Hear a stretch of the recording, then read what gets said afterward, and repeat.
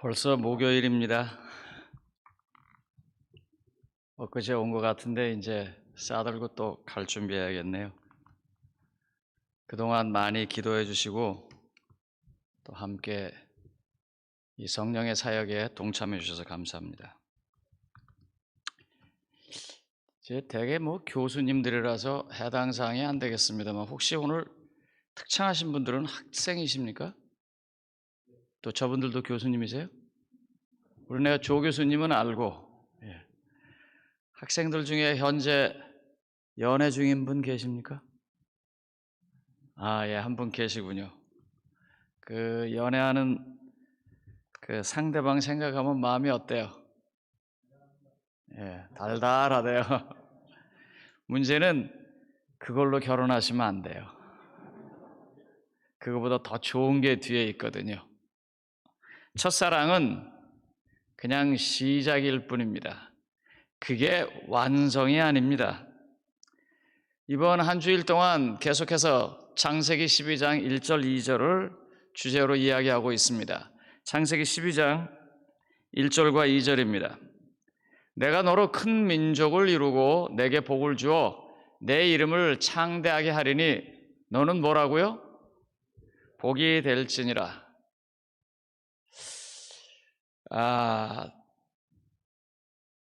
돈이 많으면 좋겠고요. 영어에서 보통 he's rich 그러면은 부자라고 그럽니다. 그런데 he's wealthy 그러면 거부라는 소리예요. 그거는요. How about if you are bank? 만약에 여러분들이 은행이라면 어떨까요? 더 나아가서 여러분들이 돈을 찍어내는 사람이라면 어떨까요? 미국이 돈 마음대로 찍어내서 세계 경제가 좀 시끌시끌합니다만 성경은 거의 그런 말입니다. 이제 복 받는 베네피셔리가 되는 게 아니라 아예 그냥 복 그 자체가 되게 해주겠다는 게 하나님께서 우리를 향해서 세워놓은 계획입니다. 자, 이걸 찾아가기 위해서 오늘 여러분들하고 조금 재밌는 성경을 보도록 하겠습니다. 혹시 성경에서 제일 짧은 성경절이 뭔 줄 아십니까? 여러 가지 있습니다만 영어 성경에서는 요한복음 11장에 나오는 Jesus wept. 우리말은 길게 번역했어요. 예수님께서 눈물을 흘리시더라 이렇게 해서 하는데 영어 성경에는 Jesus wept 그렇게 되어 있어요. 예수님이 우셨다 그랬어요. 그러면요, 예수님께서 웃으시기는 하셨습니까? 이게 이제 특별히 신앙심이 강한 교인일수록 힘든 부분입니다. 이 부분이 뭐냐면 예수님이 안 웃으셨다니까 그건 말이 안 되고 그렇다고 예수님이 웃으셨다고 말하려니까 성경에 그 말이 없어요. 예수님이 웃으셨다는 말이에요. 또 대부분의 시너리가 보면 엄숙한 예수님은 쉽게 그려대는데 여기서 하하하호 웃는 그런 예수님은 또 우리가 쭉 배워왔던 삶 속에서 좀 불경한 것 같아요. 하지만 항상 오래가는 것은 뭐냐면요, 자연스러운 거예요. 종교도 학문도 문화도 자연스러울 때 오래 가요. 웃지 않는 건 부자연스러운 거예요. 예수님이 안 웃으셨을 리가 없어요. 많이 웃으셨을 거예요. 목사님 어떻게 그런 얘기 할 수 있습니까? 한번 보겠습니다. 누가복음 19장 8절로 9절. 누가복음 19장 8절로 9절. 삭개오의 얘기입니다. 삭개오하고 눈이 마주쳤어요. 내려오라고 그러고 이름을 불렀습니다. 너무 좋아서 갔어요. 같이 식사하면서 삭개오가 너무 기뻐갖고 뭐라고 말했냐면 자기의 삶을 액션으로 나타내기 시작합니다. 제가 이제서부터는 소유의 절반을 가난한 사람들에게 나눠주고 남한테 빼앗은 것은 다 갚겠다고. 그때 예수님께서 뭐라고 말해요? 오늘 이 집에 구원이 이르렀다. 그럴 때 예수님께서 점잖하게 그러셨을까요? 아니면 얼굴에 만면의 미소를 띠면서 그러셨을까요? 한번 좀 양심적으로 생각을 해보세요. 당연히 예수님의 얼굴은 굉장히 웃으셨을 것입니다. 여러분, 예수님께 제자들이 이렇게 나왔습니다. 나오는데 누가 왔냐면 어린아이들을 데리고 예수님의 만져주심을 바라보면서 나왔다 그랬어요. 그런데 제자들이 그걸 막았더니 예수님이 그때 그 성경 표현을 보면 경노하셨다 그랬어요. 여기서 어린아이들을 한번 상상해 보십시오. 엄마가 나가라고 그래가지고 아니면 엄마한테 끌려 나와서 아니면 안겨 나와서 그러는데, 저도 이제 목회자이기 때문에 뭘 하냐면 봉헌식을 해요. 그러면 아이 엄마들이 이제 아이를 아빠하고 와서 이렇게 안았다가 기도할 때 저한테 주면은요, 그 아이가요, 체취도 다르고 앉는 방식도 다르고 느낌도 다르니까 아이들이 되게 긴장해요.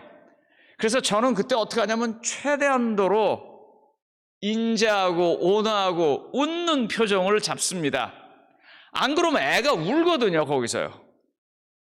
그런데 지금 아이가 오면서 안 그래도 누군지도 잘 모르는 어떤 아저씨한테 가라고 그러니까 쭈삐쭈삐 가는데 또 다른 아저씨가 나오더니 뭐라고 말해요? 오지 말라 그래요. 아이가 얼마나 당황하겠어요. 그런데 거기다가 예수님께서 제자들에게 화를 내십니다. 그러면 아이는 정말 어찌할 바를 모릅니다. 그런데 예수님께서 그 아이들을 만져주시고 안수하시고 토닥거리실 때 표정이 똑같이 인상 쓰고 그랬을까요? 전 그렇게 생각하잖아요. 예수님은 최대한도로 밝고 그 아이들에게 온화한 표정을 졌을 것입니다. 웃으셨을 거예요. 하나 더 보겠습니다. 아마 예수님께서는 이때 큰 소리로 웃으셨을 것 같아요. 누가복음 10장 21절. 그때 예수께서 성령으로 뭐요? 기뻐하시며 70인이요 나가서 전도했어요. 전도했는데 그 사람들이 얼마나 좋은 보고서를 가져오는지 몰라요. 제가 지난 금요일 날 시간에 교수님들을 간증하는 걸 들으면서요, 가슴이 막 복받쳤어요. 와, 야, 특별히 제가 누군지도 모르는데 어떤 남자 교수님이 만약에 하늘나라 올라가서 하나님께서 내가 가르쳤던 제자들 어디 있냐 물으면 어떡하겠는가 하는 그런 질문을 생각하면서 일을 했다고 할 때 막 이렇게 파운딩 하는 것 같았어요. 제가 그런 분들을 만나가지고 수고하셨습니다 이렇게 하겠어요? 아니면 와 너무 잘했다고 그러겠어요? 예수님이 뭐라고 말하냐면 그때 예수께서 성령으로 기뻐하시며, 그래서 예수님 얼굴이 이랬을 거예요. 한번 좀 보여줘 보세요. 하나 뒤에, 예. 우리가 이런 사진을 잘 안 봅니다. 다 근엄한 사진을 보죠. 그죠? 예수님 많이 웃으셨어요. 성경을요, 한꺼풀 이렇게 들면 굉장히 많은 축복들이 있어요. 그런데 대개 사람들이요, 이 앞부분에서 네 죄를 용서해 준다, 뭐 하늘나라 데려가겠다 하는 거기서 딱 멈춰가지고 안 가요. 아까 제가 짓궂게 얘기했지만 달달해요. 그거 갖고 결혼 못해요. 살다 보면 달달한 게 없어질 날이 순식간에 오거든요. 어떤 땐 자식 때문에 살고, 어떤 땐 지금까지 살아온 시간 때문에 살고, 어떤 때는 의리로 살고, 그러면서 더 깊어지는 사랑이 있어요. 그래서 맨 마지막에 치매가 걸려도, 모든 것이 다 망가져도 떠나지 않고 그 옆에 남아있는 건 달달해서 남아있는 게 아니에요. 인생의 진맛을 함께 느끼면서 살아왔던 동지니까. 예수님은 뭔가 그런 걸 자꾸 생각하고 있는데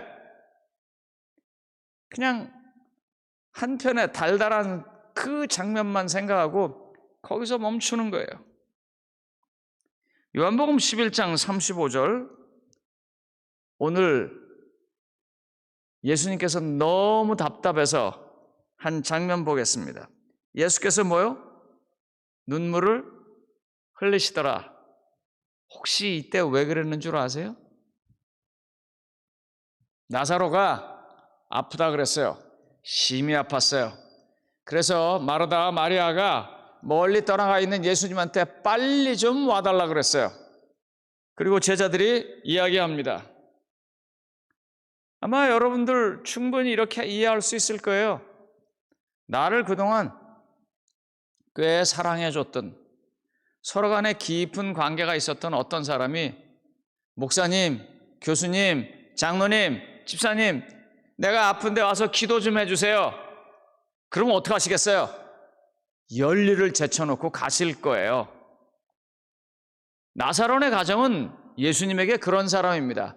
마르다와 마리아는 예수님께서 맨발로라도 뛰어올 거라고 생각하고 연락을 했는데 예수님이 의도적으로 안 가세요. 그냥 안 가는 게 아니고. 그러면서 뭐라고 말하냐면 죽을 병이 아니다. 사실 아프고 힘들고 그럴 때 위로한답시고 뭐라고 말하는 거 되게 어려울 때 많습니다. 그거보다 더한 거는 그냥 무시해버리는 거.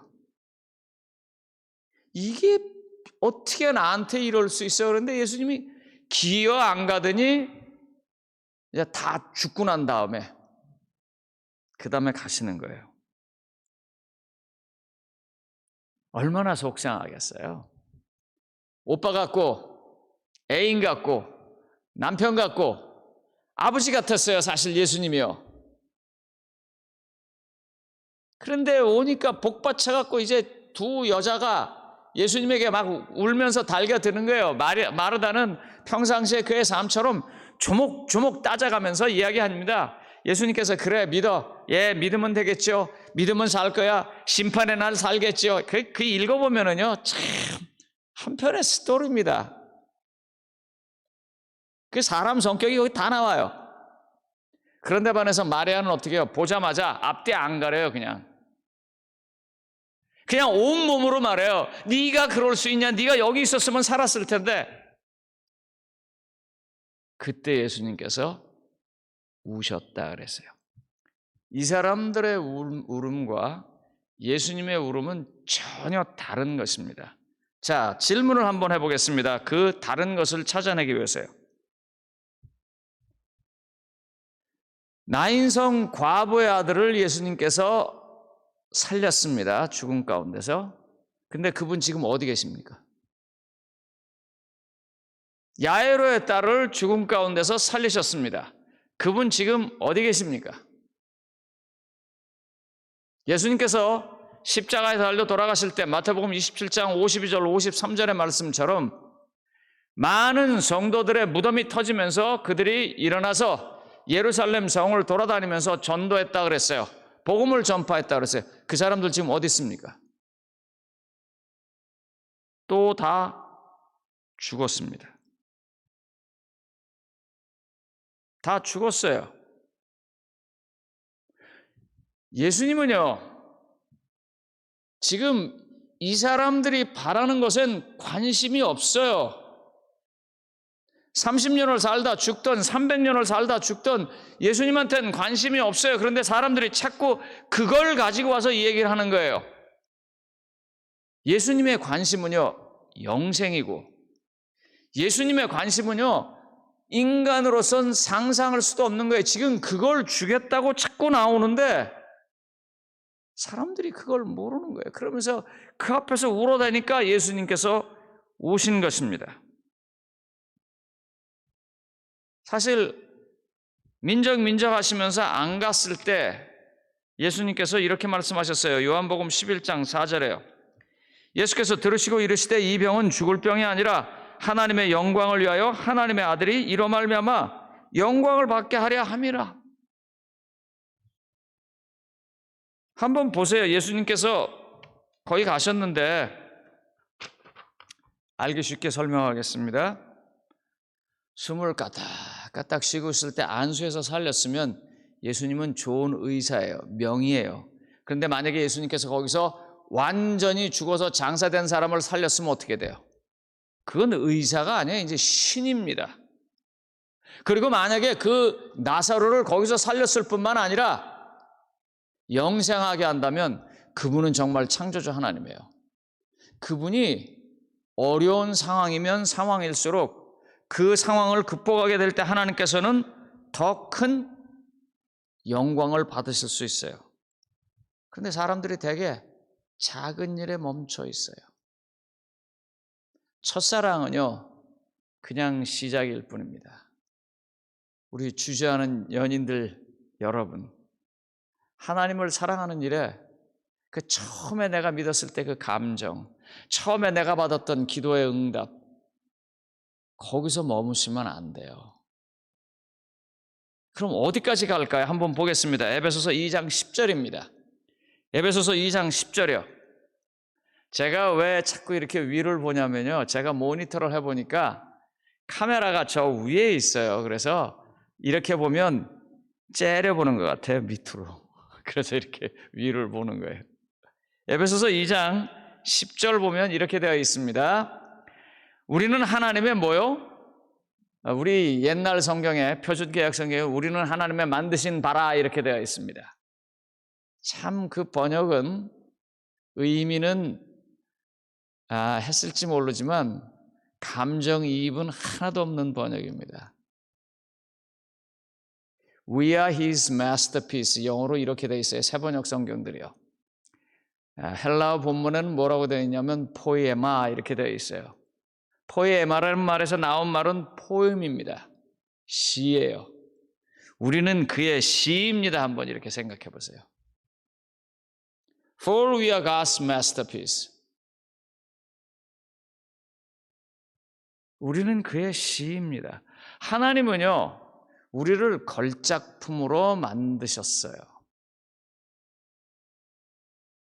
하나님은요, 우리를 걸작품으로 만들었기 때문에 거기에 합당한 대우를 받아야 된다고 생각해요. 제가 시 하나 읽어드릴게요.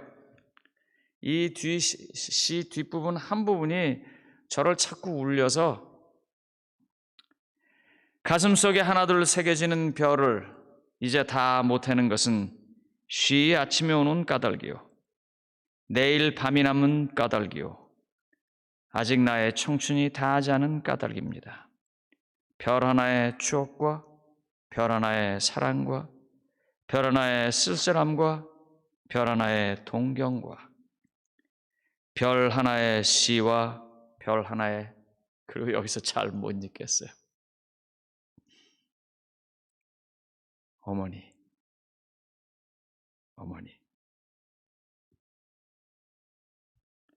윤동주는 저국 꽤 거리감이 있는 시대의 사람입니다. 해방을 바로 앞에 놔두고 감옥에서 옥사합니다.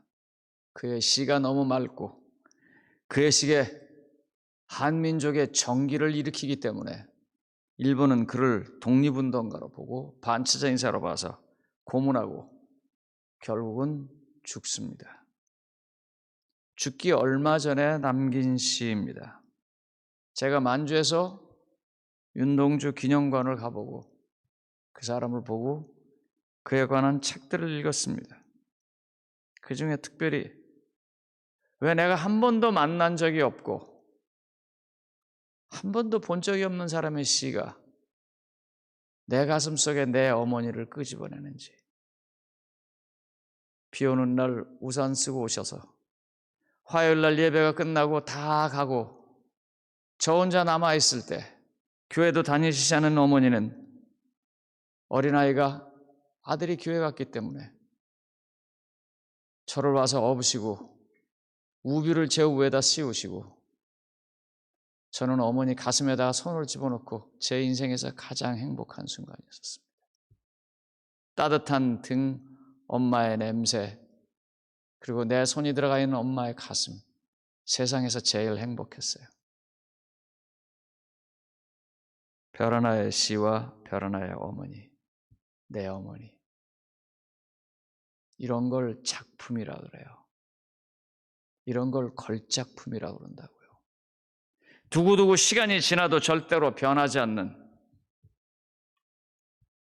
하나님께서요, 우리를요, 잠깐 살다가 죽는 것으로 끝나는 것이 다인 그런 소모품으로 만들지 않으시고 걸작품으로 만드셨어요. 창세기 1장 26절은 이렇게 말합니다. 창세기 1장 26절입니다. 하나님이 이르시되 우리의 형상을 따라 우리의 모양대로 우리가 사람을 만들고 그들로 바다의 물고기와 하늘의 새와 가축과 온 땅과 땅에 기는 모든 것을 다스리게 하자 하시고, 하나님은요 자기의 모습대로, 자기의 형상대로, 자기의 이미지대로, 자기의 됨됨이대로 우리를 만드셨다고 하셨어요.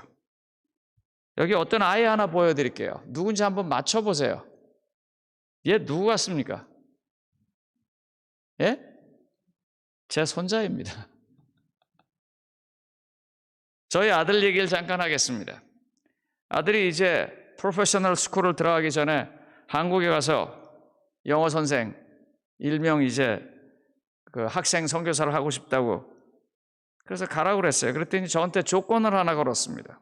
뭐라고 조건을 걸었냐면, 아버지, 절대로 내가 거기 갔다고 이야기하지 말라고. 알았어, 너 가는데 내가 뭘라 얘기하겠냐. 죄송합니다, 지금 저 시계 맞습니까? 8시 지금 58분으로 되어 있는데. 아, 그렇죠, 9시죠. 제가 지금 깜빡했습니다. 예. 그래, 저희 아이가 이제 한국에 선교사로 나왔습니다. 외국학원에서 영어를 가르치는데 첫째 주는 그냥 지나가더래요. 그러더니 둘째 주에 어떤 집사님이 오시더니 이렇게 갸우뚱갸우뚱하고 가더래요. 장로님이 오시더니 또 갸우뚱갸우뚱하고 가더래요. 그러더니 다시 오더니 너 혹시 오 목사님 아들이냐? 그러더라는 거예요. 네, 그러니까 딱 치더니 이놈아 얘기해야지. 왜 그랬을까요? 그 아이가 제 이미지를 가지고 있거든요. 3대로 내려갔는데도 쟤도 저 비슷하잖아요. 우리는요 하나님의 형상으로 만들어졌어요. 하나님의 모양과 형상과 하나님의 됨됨이가 우리 속에 있어요. 하나님은 지금 우리한테 그걸 회복시키려고 하시는 거예요. 여러분, 오래 사는 게 목표면은요, 예수님은 인생에서 실패한 사람이에요. 왜요? 그분은요 40도 못 살고 돌아가셨어요. 제발 뉴스타트 하시면서 조금 더 살라고 노력하시지 마세요. 삶을 새롭게 다시 살라고, 번어게는 하는 삶을 살라고 해야지 인생의 연장의 순간을 늘리려고 하지 마시기 바랍니다. 그렇게 따지면 예수님은 낙제 점수예요. 마태복음 7장 9절로 11절에 보면 하나님의 마음을 예수님께서 이렇게 설명하셨습니다. 하물며 하늘에 계신 너희 아버지께서 구하는 자에게 좋은 것으로 주시지 않겠느냐. 침례받고 하나님 처음 믿을 때 죄 용서받고 하는 그 첫 경험에서부터 하나님께서 원하시는 것은 부모가 주는 것처럼 더 좋은 것을 주려고 하는 것입니다. 제가 미국에 살면서 1세대 어른들을 계속 교육시키는데도 안 되는 부분이 이런 것이고, 아마 여기 계신 분들도 대부분 비슷할 것입니다. 저희 이 로멀린다 교회는 의사나 치과의사가 솔직히 몇 명인지 제가 잘 모릅니다만 한 100명이 넘을 거예요. 너무 많아요. 그리고 그분들의 이제 부모님들이 저희가 소속된 예배부에 오십니다. 우리 1부, 2부, 3부가 있는데 이제 1부 예배에 오세요. 근데 이분들이 이런 걱정을 해요. 무슨 걱정을 하냐면 아주 알뜰살뜰해서 왜 그러세요? 그랬더니 아유, 우리 큰애가 아직도요 학생론을 못 가봤어요. 근데 그 학생은 누구냐면 의과대학을 나와서 한 달에 수천만 원을 버는 사람이에요. 론을 안 갚는 건 돈이 없어서 안 갚는 게 아니고요, 텍스 때문에 안 갚고 뭐 때문에 안 갚고 그러는 거예요. 그냥 아, 제발 좀 그러지 마세요. 그래도 어때요? 부모 마음은요, 그것도 갚아주고 싶은 거예요. 하나님 똑같으세요. 그냥 당장 구원해주고 죄 용서해주고 여기서 아픈 병 낫게 해주고 우리가 간절하게 기도했더니 불치병이 낫는 거, 거기서 하나님께서 멈추려고 하지 않으세요. 그런데 그것 때문에 박박 울어대니까 예수님께서 답답하셔서 우신 거예요. 주님이 원하는 게 뭘까요? 누가복음 11장 13절에 이 같은 이야기를 이렇게 하고 있습니다.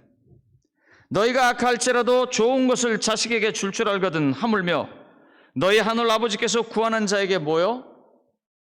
성령을 주시지 않겠느냐. 여기서 아주 가슴 아픈 이야기하고 제가 설교를 마쳐야 될 것 같습니다. 어느 날 전화 한 통을 받았습니다. 목사님, 저는 더 이상 이제 안식일교를 나가지 않겠습니다. 청천벽력 같은 소리였었어요. 예?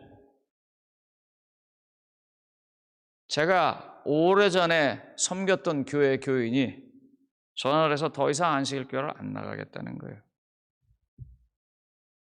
왜요? 난 병신되는 것 같아요. 그래요. 그게 무슨 말씀이세요? 그분이 이 일반 교회 다니시다가 재림교회로 와서 그때가 아마 14, 15년쯤 됐을 때예요. 거의 20년 가까이 됐을 때예요. 나는 더 이상 안식일교회를 못 다니겠습니다. 이 안식일교회 다니면 내 병신되는 것 같아요. 무슨 말씀이세요? 하루는 단상에 서서 어떤 강사분이 이렇게 얘기했다고 그래요. 예수님 안에서 구원받으신 분은 누구십니까, 여러분? 우리는 다 예수님 안에서 구원받지 않았습니까? 이분이 너무 좋았고 아멘 하고 손을 들었대요. 근데 자기 혼자 아멘 하고 손을 들었다는 거예요.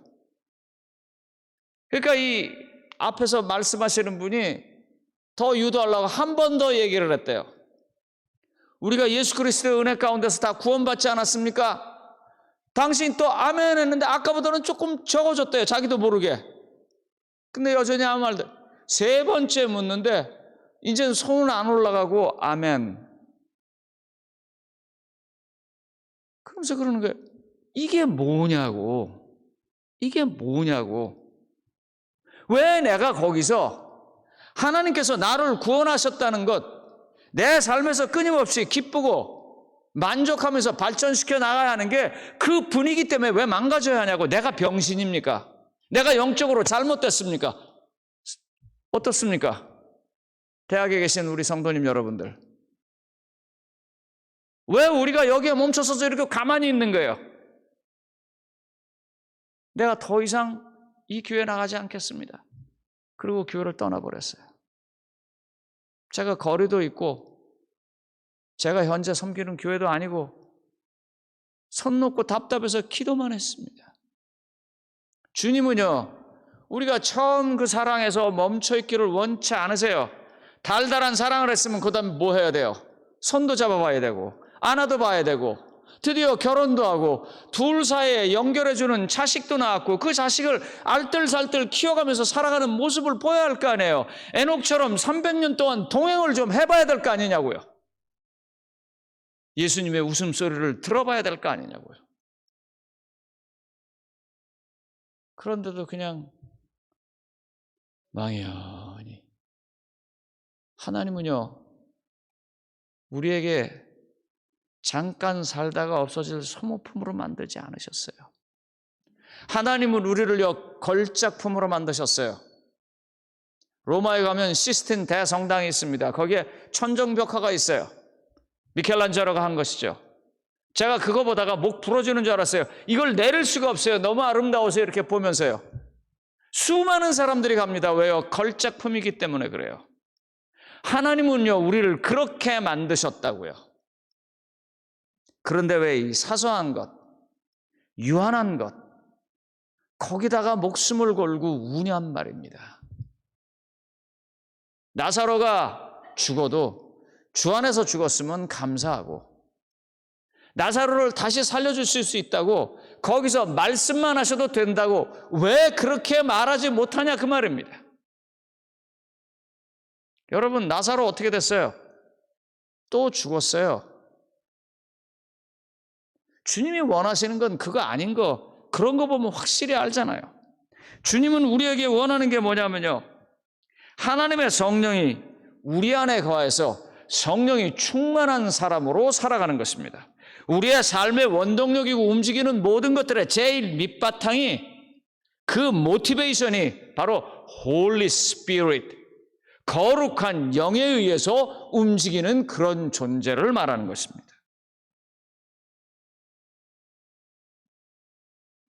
요한복음 17장 3절에 영생은 곧 유일하신 참 하나님과 그 보내신 자 예수 그리스도를 아는 것이니라. 더 이상 주저하지 마시고 다가서서 그분을 좀 더 알아가야 하지 않겠습니까? 그냥 내 죄 용서해 주신 분, 믿으면 천국 간다는데 그게 아니라 그분의 웃는 모습도 보고 그분의 우시는 모습도 보고 그분과 함께 걸어가 보기도 하고. 제 삶에서 여러 가지 일들이 있지만 제 아내에 대한 기억 가운데 이 기억이 늘 마음에 남아요. 꽤 오래전입니다. 제가 30을 갓 넘어섰을 때 연합회 어떤 중책이 저한테 주어지는 순간이었었습니다. 그런데 표를 하니까 제 친구가 저보다 2표가 더 나와서 그 친구가 그 자리에 갔습니다. 물론 이미 목회자가 되어서 그런 일에 대해서 크게 신경은 쓰지 않지만 그래도 16대 14로 졌다는 게 참 좀 그래요. 그래 그날 집에 들어와서 내가 여보 오늘 연합회 총회에서 이거로 내가 무슨 이름이 나왔는데 내가 16대 14로 졌어. 그랬더니 저희 집사람 뭐라죠? 어때? 내가 있잖아. 네. 어때? 내가 있잖아. 걱정하지 마요. 저는 그 말이 아직도 굉장히 마음에 남아 있어요. 좀 예수님하고 그렇게 살아보면 안 될까요? 예? 이겨보기도 하고 져보기도 하는 세상에서 이길 때도 그분이 계시고 질 때도 그분이 계시는데 그때마다 내가 있잖니. Don't worry. 그런 예수님한테 알아가는 과정까지 주님은 가기를 원하시는 거예요. 한꺼풀만 벗기면 웃는 예수님이 수도 없이 나오는 것을 보는 것처럼 말입니다. 로마서 6장 22절로 23절은 이렇게 말합니다. 그러나 이제는 너희가 죄로부터 해방되고 하나님께 종이 되어 거룩함에 이르는 열매를 맺었느니 그러므로 그 마지막은 영생이라. 죄의 삭은 사망이요 하나님의 은사는 그리스도 예수 우리 주 안에 있는 영생이니라. 천국에 있는 영생이 아니라 우리 주 안에 있는 영생입니다. 이게 먼저 되어야 천국 가도 영생이 오는 것입니다. 언제까지 주저하는 연인으로 사시겠습니까? 성도님 여러분, 하나님은 우리를 걸작품으로 만드셨습니다. 창세기 12장 1절로 2절에 복의 근원으로 만드셨다고 했어요. 그 하나님이 우리에게 말합니다. 첫사랑은 그냥 시작일 뿐이라고요. 더 큰 게 있어요. 그쪽으로 한번 가보시겠어요? 기도하겠습니다.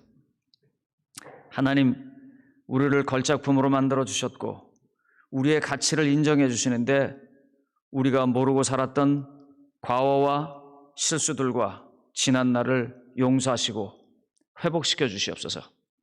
이제 아버지 하나님, 하나님께서 우리에게 베풀어 주신 그 귀한 직분, 하나님의 형상, 하나님의 모형을 회복시키기 위하여 성령께서 우리에게 감화하실 때 믿고 받아들이게 하여 주시옵소서. 첫사랑 기억하되 첫사랑이 끝이 아니고 하나님께서 준비해 세워놓은 그 위대함에 더 가까이 갈 수 있도록 지켜주시고 인도해 주시기를 우리 구주 예수님의 이름으로 간절히 축원하옵나이다. 아멘.